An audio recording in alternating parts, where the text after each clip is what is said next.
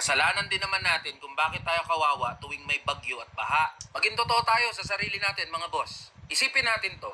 Taon-taon na lang bumabagyo. Taon-taon na lang bumabaha. Pero kada taon, nagtitiis lang din tayo. Pinagmamalaki pa natin sa buong mundo na resilient tayong mga Pilipino. Hindi ba natin naisip na hindi naman pagtitiis o pagiging resilient yung kailangan natin sa problemang to?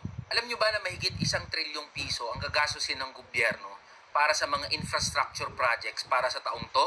At mula sa 1 trilyon na yan, 255 billion ang gagastusin ng gobyerno para sa mga flood control systems. At mula 2021 hanggang sa taong to, mas lumalaki ang budget na nilalagay sa flood control program. Bilyon-bilyon naman pala yung pondo Saan napupunta yan? Halos kada linggo may binabakbak na daan. Yung ayos, sisirain. Yung sira, Tama. hindi aayusin. Mga boss, baliktad yung utak ng mga nasa gobyerno, lalong-lalo na yung mga nandyan sa DPWH. Tapos kung makapag-report na nakatapos na ng libu-libong mga proyekto, kala mo totoo yung sinasabi. O di yan, pinasinungalingan kayo ng Diyos tsaka ng kalikasan. O nasaan yung mga pinagmamalaki nyo na flood control program? Bakit nalubog yung buong Metro Manila? Hindi masama ang magtiis. Hindi masama ang pagiging resilient. Pero wag tayong magpakatanga at hayaan na gamitin to ng mga politiko para maging excuse na kurakutin yung pondo ng mamamayan. Pera natin yan. Pansin nyo, pag nagkandaletse-letse na at lumubog na tayo lahat sa baha, anong sasabihin ng mga politiko na yan? Tara, magbayanihan tayo. We are proud of the Filipino spirit, the bayanihan spirit.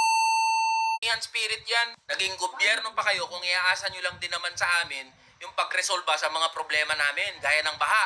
Tas anong ibibigay nyo sa amin? Dilata? Bigas? Gamit na damit? Grocery na may pangalan at malalaking mukha nyo? Tutulong kayo kunwari? Lulusong kayo sa baha? Pagmumukain yung mga sarili nyo na hero? Kaya nga bumabaha dahil sa incompetence at pangungurakot nyo Ang kapal ng mukha ng mga politikong to.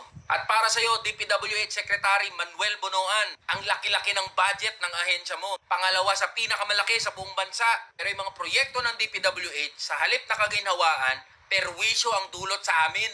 Palibhasa, negosyante ka kasi, kaya wala kang alam sa buhay ng ordinaryong mga manggagawa at Pilipino. Kaya mga boss, kung gusto nating hindi maging kawawa tuwing may bagyo at baha, tigil-tigilan na natin yung pagro-romanticize sa resilience na yan. Ang kailangan natin, programa at proyekto na papakinabangan ng lahat ng ordinaryong Pilipino.